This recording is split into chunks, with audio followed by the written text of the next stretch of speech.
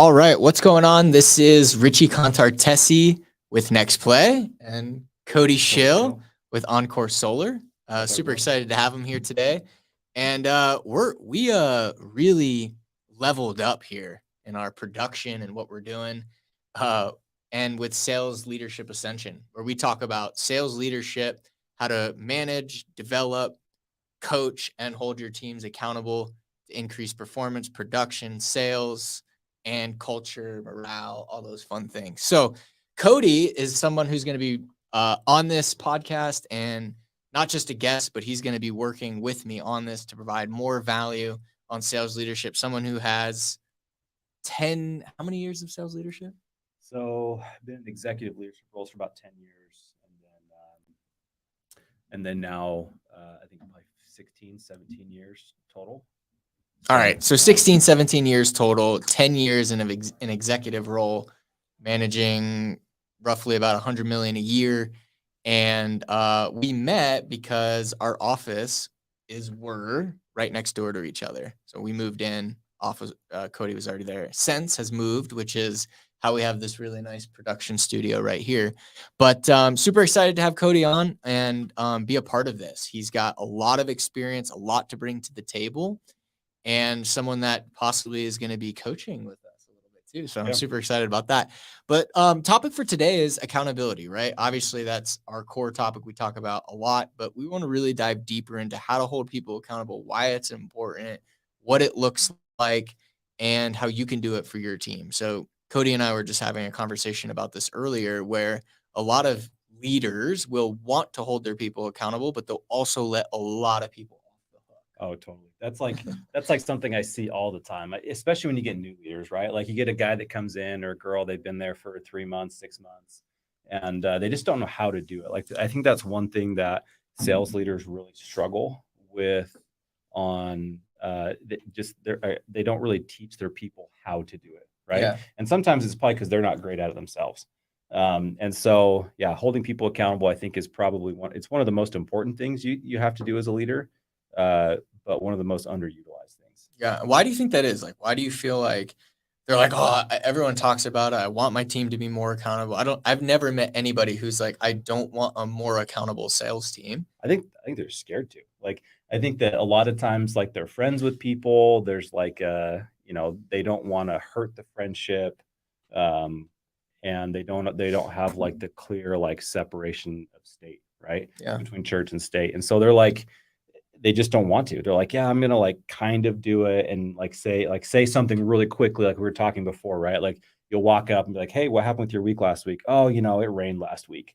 Oh, gotcha. Okay. Or like whatever the excuse was, right? Like this happened last week. I'm like, oh, okay, cool. Yeah, we'll just make sure you hit your commitment, make sure you hit your goal or whatever you said you're going to do. And then that's it, right? They don't like dive into it and like give them any sort of specific action plan or something to make sure they do the next week. So, yeah. And you believe that people do that because, or on your teams as well, is because they don't want to ruffle feathers. Yeah, totally. Yeah, they want to keep the friendship, they want to keep the relationship, and so instead of ruffling feathers, they lightly bring it up, but then they provide nothing to help them to move forward and hit it later. Right. There's no it's brought up, but there's no real accountability to why or why not it didn't happen. Yep. And then there really is no true next play created for that person. Yep. Okay, so let's talk about that. Like from your perspective, what do you feel like is the easiest approach to that interaction?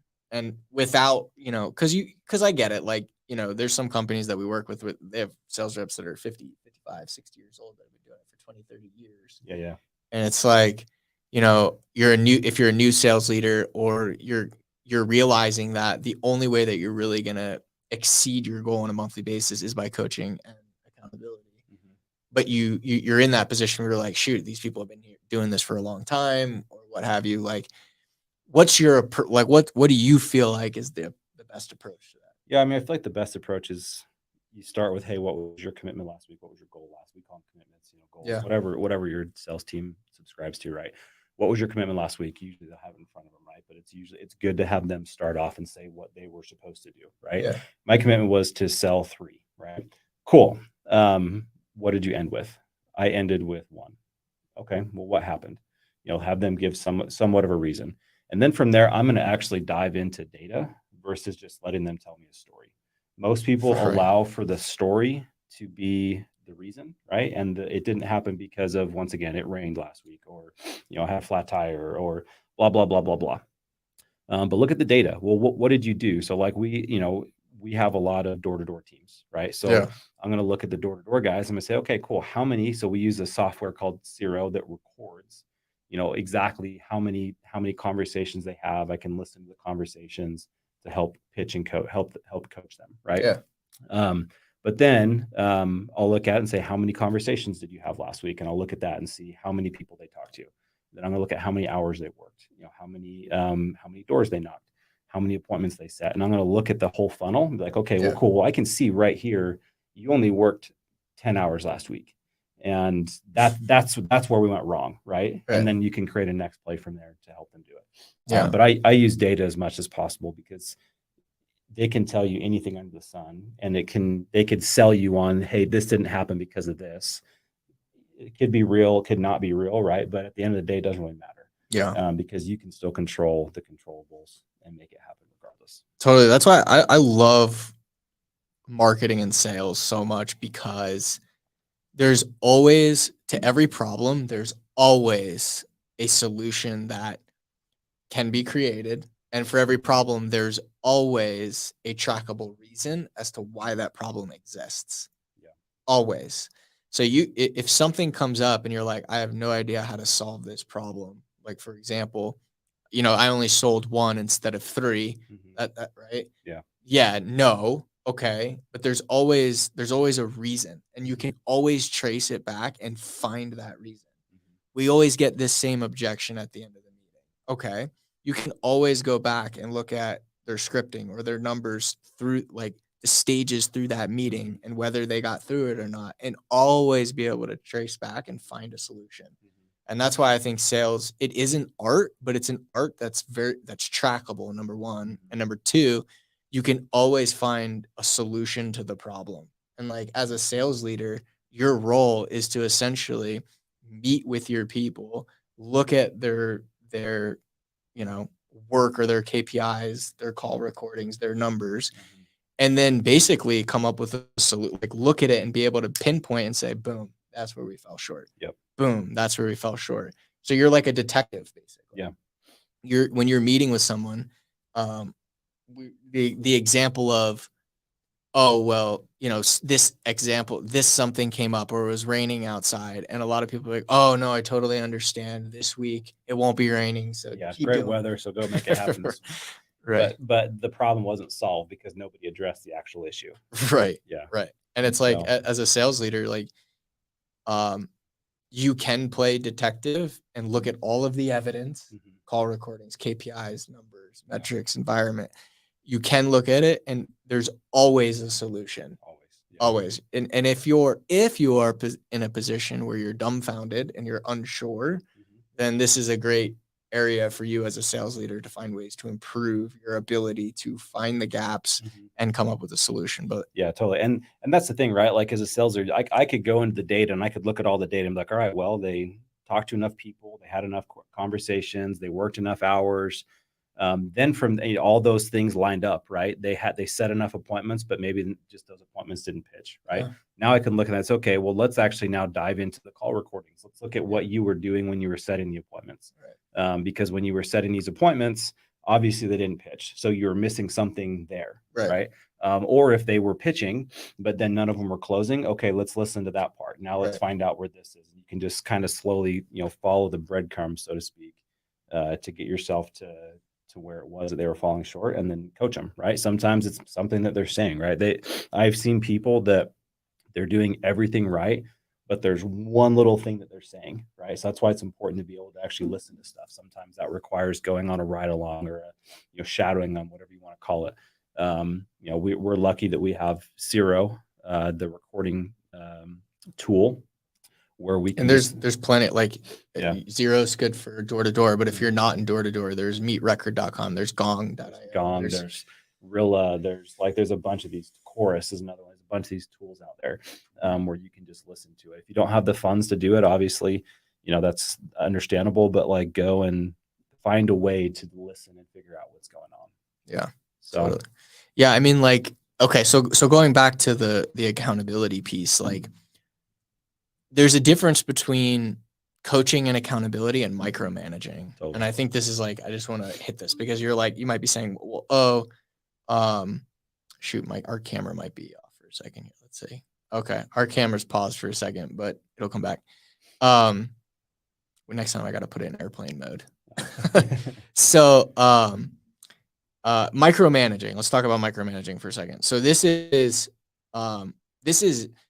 getting your people to give you all their numbers, to send you all the recordings, to do all these different things that you're like managing for them to do, and then them giving to you and you doing nothing with it. Right. Whereas coaching and accountability, you may have your team do extra things like track their numbers and go and listen to the recordings. But the difference is micromanaging is about having you do things with no result. Where coaching and accountability is having you do things and having you come to sessions and giving you a next play, but with a end result in mind for you as the salesperson. And as a sales leader, your objective is from the company's perspective is to help that salesperson hit their goal. But your objective to that individual is to help that person achieve whatever they want, right? They want to have a certain amount of money every month, or they want to make a certain amount every year. Like that's your goal to get them there. And as part of your goal to get them there, they've got to come to the table with that evidence.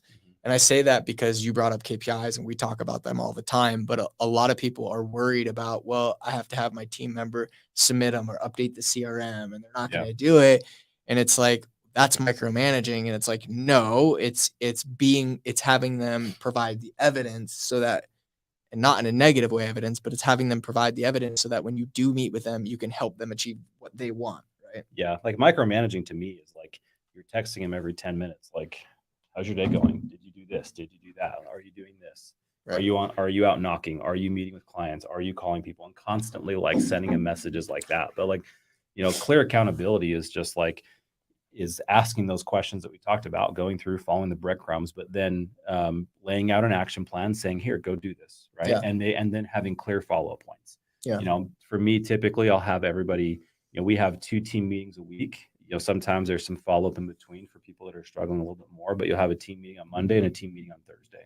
You set commitments from Monday, Monday, Tuesday, Wednesday for those 3 days. And then you follow up on Thursday to hold them accountable, see where they're at, right? Have clear follow-up points. If you're constantly like sending them a text or sending them, you're calling them or whatever, like Monday, Tuesday, Wednesday, 2 times a day, like you're going to annoy people and they're going to feel micromanaged, right? Right. But if you're just consistently, have clear follow-up points, set action plans, you're going to get a good result out of people. Totally.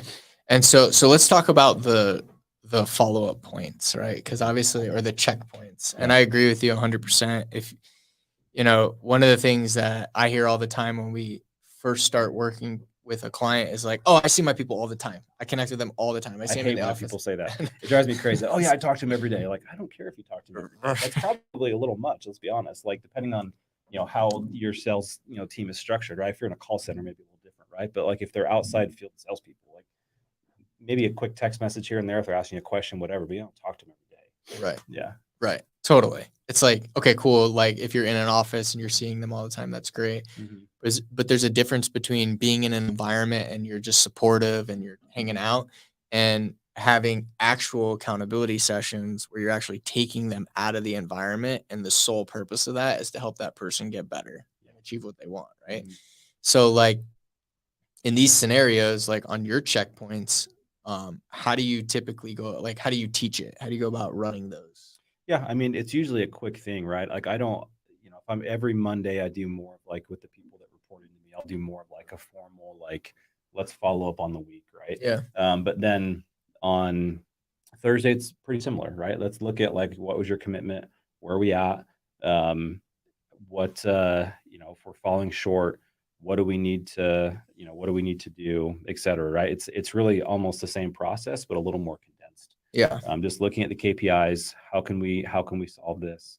If we're doing well, if we're ahead of schedule, great. Let's exceed our commitment, right? Let's keep doing the same actions. Let's not pull our foot off the That's something I see in salespeople all the time too, right? Like you hit your commitment by Wednesday. I'm like, all right, cool. Well, I'm gonna take the rest of the week off, right?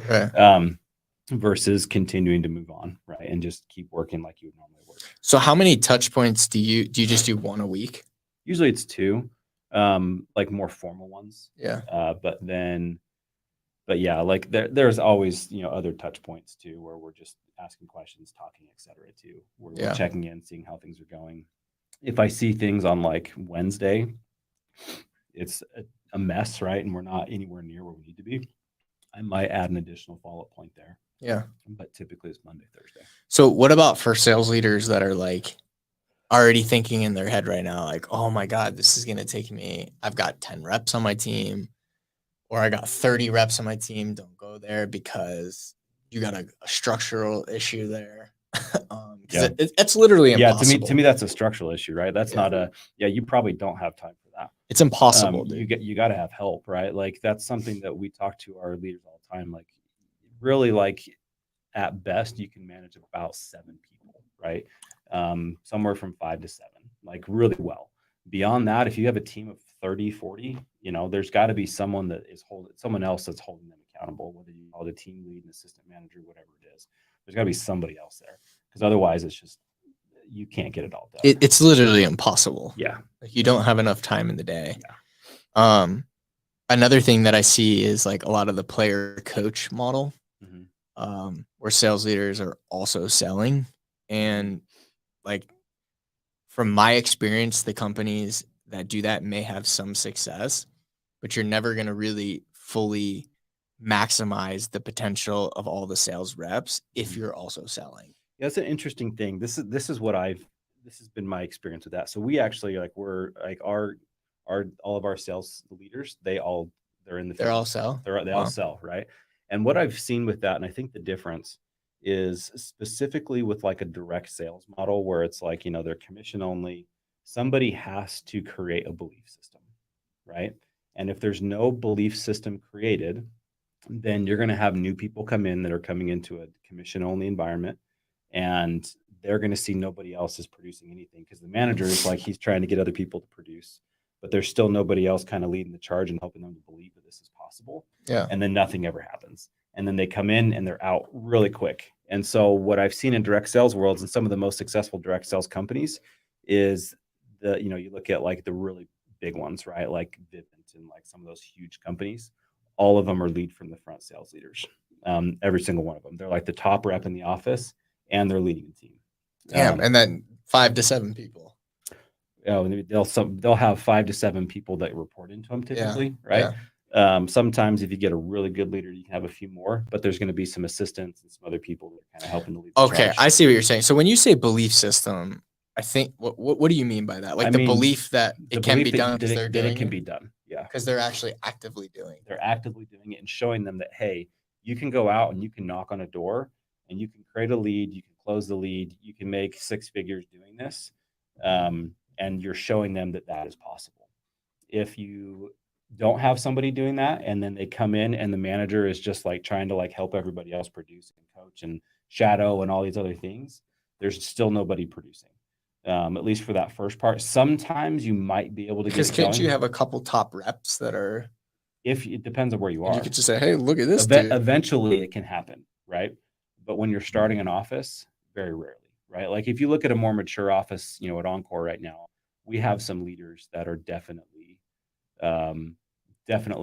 more backseat helping coach and drive. Gotcha. Things, right? So it's like but when you eventually you work to a point where we commonly referred to as a sales rabbit, right? You've got the rabbit that just goes out and runs and gets it done. So you sales rabbit. That's why sales rabbit's called sales rabbit. Is that really where it came from? Yeah. That's funny. Yeah.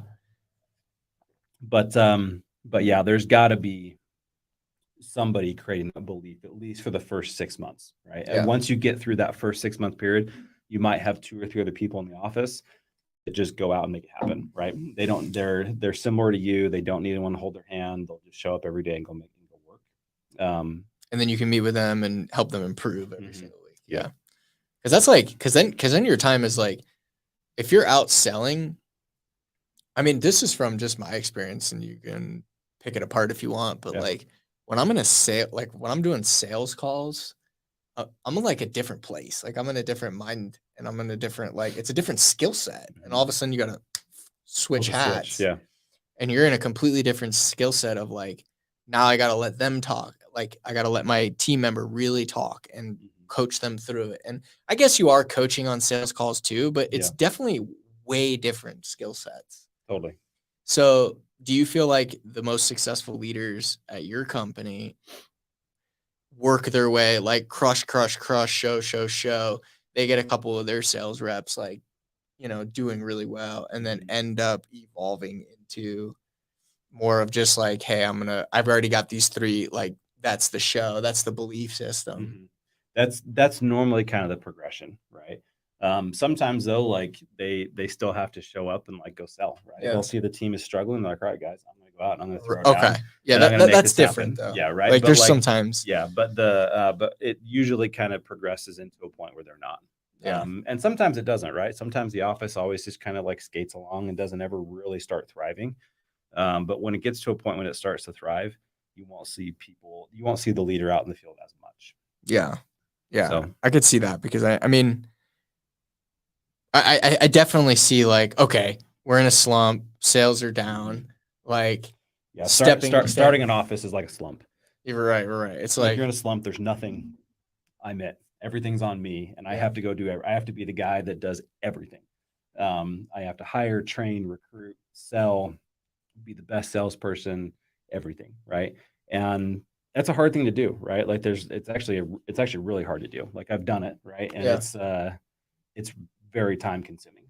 Like you're working 14, 15 hours a day, just constantly going to get it to wings level, right? So now it's like, okay, we've got this. I've got these 3 other people.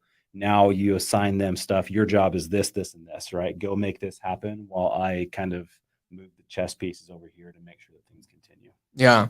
And so, yeah, that makes sense. I think one thing I want to hit on here, it just came to my mind, is like the difference of like working with 100% commission versus W-2 in an W-2 office. Like, yeah, it's different, right? Totally different world. It's not, I don't have a ton of experience with it, right? But I know that it's a different world. And when you've got a W-2 salesperson, and we're about to open up like a call center that I'm going to kind of be spearheading, and we're going to have people that are more like the W-2 salespeople. So, I'll get a little more experience here with it over the next few months, right? But like, we're going to be doing a new leads program, but yeah, like it's different, and you can manage people in a much different way. You're looking more at like what they're doing. You're listening to calls, you're coaching, you're spending a lot more time doing that versus like picking up the phone and dialing. So yeah, definitely. I mean, whenever they're full-time employees, it's going to be a little bit easier. When they're 1099, it may be a little bit different because I assume you got to pay them for their time. I mean, like if you have one-on-one, coaching sessions with them every week, are you paying for their time, or are they coming in? No. What if they don't want them? We don't really have that issue. So you create an environment essentially where there's like respect, right? Where people like these are the ground rules. Like if you want to be here at Encor, these are the ground rules. Totally. You literally like have them sign it, like a legit serious. Like you have like these are our office rules. These are the things that we do, and you go over it in day 1 of training. Sign this at the bottom. And if you ever have a problem with it, you don't have to work here. Yeah. Totally. So we call those commitments. So you have the goals as commitments. So like before every quarter we have them do it. So if it has the core values, it has the rules, set expectations. They put in what they want to achieve for that quarter, why it's important to them, what's held them back in the last quarter, and then at the bottom they got to sign it. I think you hit the key there, which is like they got to sign it. And I wanted to bring this topic up because if you haven't set those expectations up front, it's going to be harder to set them later. But you could still do it. Like you could still with a 1099 guy, like if you like come in to like reset expectations, sometimes it works, but like you come in later, all right guys, we're changing everything, they're like, oh, I'm out, right? Unless we're going to start coaching, we're going to start having accountability, we're going to start tracking KPIs, I'm going to have you submit them every day. Here's expectations. Like you can't can't do that. Yeah, I mean, yeah, some people will be totally open to it because they'll recognize like, hey, I'm sucking, so I'll do whatever I can, right? But then you'll have other people that are like, well, I'm doing okay, like I'm paying my bills, making some extra money, I'm fine, like I don't want to do this. Yeah. Right. So yeah, it's super important to set it right up front. Yeah. And if you don't, like, you still can do it, even for the people that are having success. Yeah. The way you do it is what matters. Totally. So that's, I know this kind of conversation's leaking into this, but like the way you go up, like sticking. Okay. So I've seen this before where, we teach people to do commitments similar to what you do. And the sales leader will literally just email it to them, be like, hey, fill this out and send it to me. It's like, no power in that. No, like none at all. Yeah. So like if you have someone with experience and you're bringing them in and now you're going to start working with them and coaching them and helping them produce more, setting those expectations in a way, face to face if you can, or over Zoom if they're remote, and sharing with them why. Like, hey, here's why we're gonna do this. Here, totally. You know what I mean? Here's why, and here is why. It's like, look, you have to make it all about them. Yeah. And they may say like, well, I'm content. Yeah. I'm paying my bills. And then I would ask them the question, cool, so are you okay with that? Is that fine with you? Yeah. Right. Yeah. Are you cool with that? Because like, I mean, I don't know about any of you watching in the sales leadership role, but I would never have someone on my team that's cool with just like chilling. I need to make $3,000 a month, and I'm good at $3,000 a month. Like as long as I make that, like I've got a little extra money to go out on the weekend, and I'm cool. Well, that just doesn't work. Like no, and if I like you and you're like you're a good culture fit, cool, man. Let's get you like a good 9 to 5. Let's get you on a desk. Let's get you where you're doing enough work to make that $3,000 valuable. Yeah. But the last thing I want is you in an aggressive, competitive sales environment, like trying to produce more and move the company along. I would rather put you in a role that's like productive in a 9 to 5 style, or here's your tasks. Exactly. Go do these tasks. You'll make your $3,000. Yeah. You'll come to work every day. You're committed to doing the work, but you're not going to be aggressive and hungry. Yeah. Like the people that are aggressive and hungry and want to succeed, they want accountability. They want coaching. Totally. They want support. And if they don't, then you got to look at your team and say, this isn't the right fit. Yeah. I think that's something that a lot of people, they don't like that part of it, right? They don't like letting people down. They don't want to look at someone and say, hey, I don't think this person's the right fit. Even though they've been with you for 6 months, you're friends with them, you like them, whatever, right? You don't want to look at it for what it is, but at the end of the day, you're hurting everybody else by keeping those people around. Yeah, because other people see it and they're like, oh, well, that's he's okay. Cool. Yeah. That's okay for me to do. Yeah. Yeah. There's actually one time I was in a position where I had 3 people and there was one in the middle that was literally pulling the other 2 down. And my coach said to me, if you don't basically move off this person, like in the next few days, you're going to lose those other 2 people and they're not going to respect you. Like you've got to do it now. And I did it right away. So it's like, if you're in a leadership role right now and you got people that are chilling, not, I guess if that's the culture you wanted before, but if you're serious, the only reason you're watching this is because you're serious about producing more, right? And you have people like that on your team, you're really going to hinder everybody, and it's going to hinder your ability to hold the people on your team accountable. Because then it'll be like a thing that, oh, here we go again. I got to go do this. I got to go sit in a session. I got to, you know what I mean? It's like, it destroys the whole culture that you're trying to create. Yeah. That's actually something we drive super hard as culture, in accountability, right? Like accountability becomes easy when you've got a really solid culture. Yeah. When you walk into a team and you're the new guy in the room and you see everybody is absolutely throwing down. Yeah. And like they're putting up great numbers every week. You can see they're all living well, right? Whether it's drive nice cars, wear nice clothes, go to nice restaurants, whatever it is, right? You can tell they're eating well, they're living well, everything looks good. That's just what you do, right? Yeah. You're just going to walk in and you're like, okay, well, the lowest person in the room did 3 last week, right? Yeah.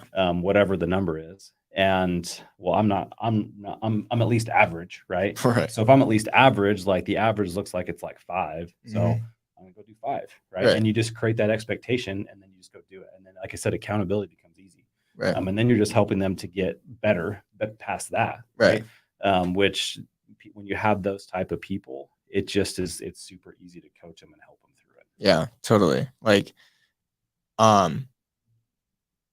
just quick question. Yeah. How can you tell if someone's eating good?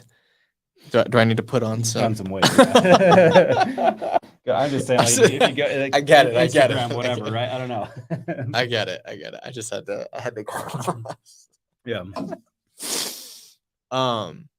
No, that definitely makes a lot of sense. Yeah. Like culture, and so here's another thing too. And you said this, and I want to dive a little deeper. Is like when you not everybody's always going to get the result, right? But when you walk into an office and you see everybody doing the activities to the best of their ability to get the end result, like, yeah, maybe not everyone's going to hit 3 every week, but I'll tell you what, everybody on this team is going to hit all their activity-based KPIs every week to get to 3.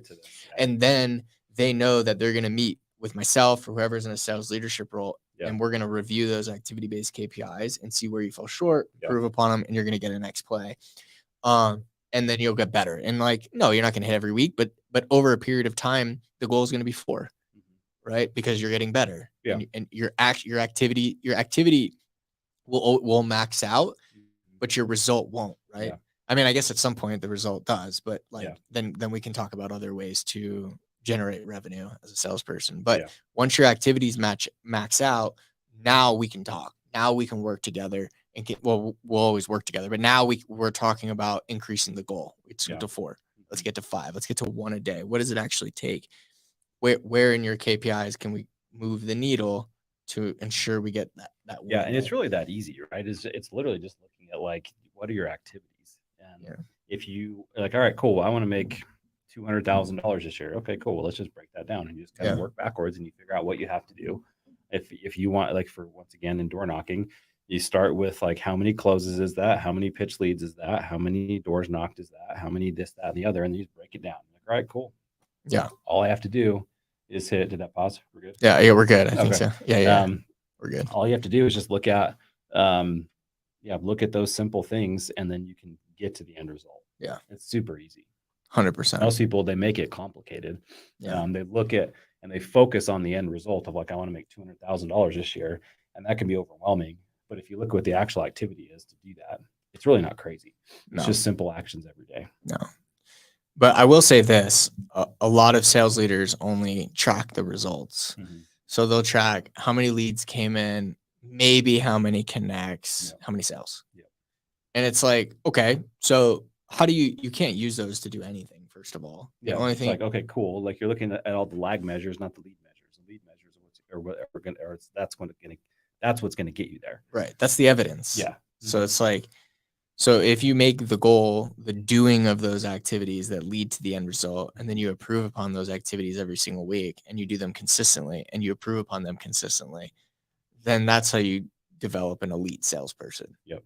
You know? And then obviously there's a lot that goes into that, and how you do that, and how you play detective and determine that play, and how you prescribe that play in a way that they understand. And maybe we'll do that next week. Yeah. I think that might be a good topic for next week. That'd be great. But yeah, I mean, I think we covered a lot here as far as, I mean, just accountability itself. This can go so many different directions, and I think it kind of has. Yeah, I think this could be like a multi-episode thing too. If you were to sum this up, like, how would you sum this up? I would say, if I'm a sales leader and I'm summing this up today and I'm trying to like get some like takeaways, I would look at, how many touch points do you have where you're actually holding people accountable, and what's your process to it? Are you just getting on a phone call and like, shooting the breeze with them, getting to know them, talking to them, asking them how their week was, and then letting it go? Or are you asking pointed questions, right? How was your week? What was your commitment? How many did you hit? Okay, cool. You fell short, or hey, you exceeded it, right? Yeah. So why did you exceed it? Let's look at the evidence of why we didn't go that route. We didn't go that route, right? But why did you do more last week than what you did? or why didn't you hit your commitment? Look at those KPIs and just set like just specific action items to help actually coach people. Yeah. And then from there, like, don't just make it like this set and concrete thing, right? Like try it out for a couple of weeks and see if that helps to improve it. Right. If it doesn't, add a few more things to it, take stuff away, always be kind of fluid with it and find what works. So that you can consistently get better as a leader as well. Totally. And we'll next week we'll get into next play, but like that's what's so catchy with next play is like in sports, you're like, okay, we're gonna now run this play because this is the defense they're giving us. Let's see how it goes. Yeah. And we'll reevaluate. Like you don't only have one shot. Like you have like excuse me. And if a play doesn't work out, it's all good because you're on to the next play. Yeah. You know what I mean? And you punt and you get the ball back and you get 3 shots, right? And you don't have to score a freaking touchdown on every single play. I mean, you watch like some of the greatest to do it, right? I'm a big football fan. You watch Tom Brady and he has a 3 and out, or he drives, 50 yards down the field and then they end up having to punt, right? Yeah. You don't see him occasionally, right? Like if it does throw the clipboard. He'll throw the clipboard. He threw the Surface a few times this year, and I think the NFL got mad at him. But yeah, for the most part, they walk off the field and what do? They sit down on the bench, they pick up that Microsoft Surface thing, they look at what happened, and then they go back out and do it again. Yeah. Right? Like, cool, this is where we messed up. They provide coaching in the middle of it, and then they go do it again. All right, cool, back out on the field. And they always have that, it doesn't matter what happened in the past mentality, and they just move forward. Right. They always have a next play. And to extend on that, they're not always thinking about the past, and they're not always worried about. They're not thinking about, oh my God, like, is this game going to go into overtime? Oh my God, what's going to happen on the next drive? Yeah. Oh my God, no. Like the only thing that they're focusing on is the play right in front of them, right? Which is to block, the left end, or it's to run a dig route, or it's to read the linebacker if you're a quarterback. Like that's all you've got to do. And so when you're meeting with your team and you're in those sessions and you're reviewing the KPIs and the evidence, and then you're sitting there and you're prescribing a play, when that sales rep leaves, the only thing that they really need to focus on is obviously the things that they're already currently doing. Yeah. But as far as an improvement is just that play in front of them. Yep. That's it. Yep. Focus on those KPIs, focus on those simple actions that you do every day, every week. And then, the spot that you found where they're falling short. That's it. It's easy. Right. And if you're obviously you're a sales leader and you're watching this, like your next play is to make sure that number one, you're tracking the activities for your KPIs that lead to the end result, not just the results themselves. And there should be quite a few of them. There should be 6, 7, 8 at least. Yeah. Right. If you're a one call close type company, that call can be broken up into 4 or 5 KPIs, right? Like even if you're doing a one call close, you can listen to them, but like that call's broken up like into a discovery. Did you make it through the discovery? Did you get to a pitch? We teach temp check after a pitch. So if you went through the pitch, you're asking them on a scale of 1 to 10, how do you feel about the pitch, the process, the presentation, the product, whatever specifically, and they rate it. And then your sales reps can tell you, today on my pitches, I got an 8, a 9, and a 3. Yeah. Okay. Well, let's talk because what was the 3? Yeah. Right. That means you're not doing well at the pitch when you go over the pricing. Yeah. And you can break down those KPIs as well.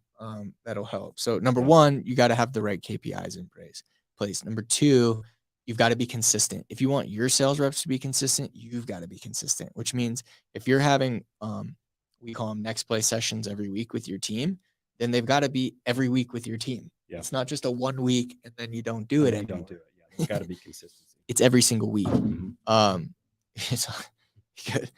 do have some long legs. I do, yeah. And then 3, have an agenda for those sessions. They do not need to be any longer than 30 minutes. You should really shoot for 20. 20 minutes. 15, 20 minutes. Yeah. Powerful sessions. No BS in the middle of it. Like if you want to say, hey, what's up, man? How are you? Cool. Start with that. Then, all right, let's go.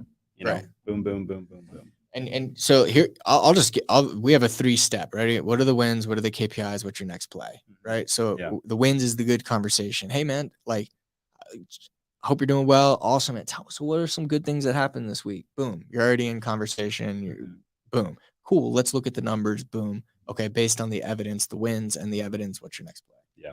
Boom. And over time you'll get better and better and better and better and better at doing that. Yeah. So yeah, it's just like anything, right? First time you went out and sold a deal, you weren't good at it, right? Just be afraid to suck at it the first few times. It's okay. Doesn't matter. Nobody expects you to be perfect, right? And the salesperson's not going to know. Right. So just dive into it, do it a few times. You'll get better. You'll get more comfortable with it. It'll be okay. And then, move forward. Right. And if you're, and based on what you currently already have in place will dictate which one of those action items is your next play. Yep. If you're at the place right now where you don't have any of this and you don't have expectations, then I would go back and listen to that portion where we map out what you need on a commitment. We call them commitments, or you call them, what did you call them? We call commitments. Yeah. Commitments. Okay. What you need, and that's going to be your next play, is to create that commitment and then deliver it to your team. So depending on where you are, that's what you're going to do. So, dude, I love this episode. Yeah, this is great. You just rap about sales leadership. Yeah.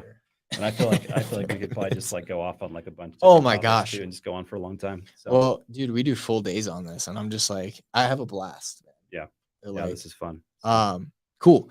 Obviously, because in every one of these areas you can go so in depth, but I think next week a really good topic would be to talk about the next play and like determining that play, how it's like, we kind of got into it a little bit today, but much more in depth into it. So for all of you listening, thanks so much. I know a lot of you will also be listening to the recording.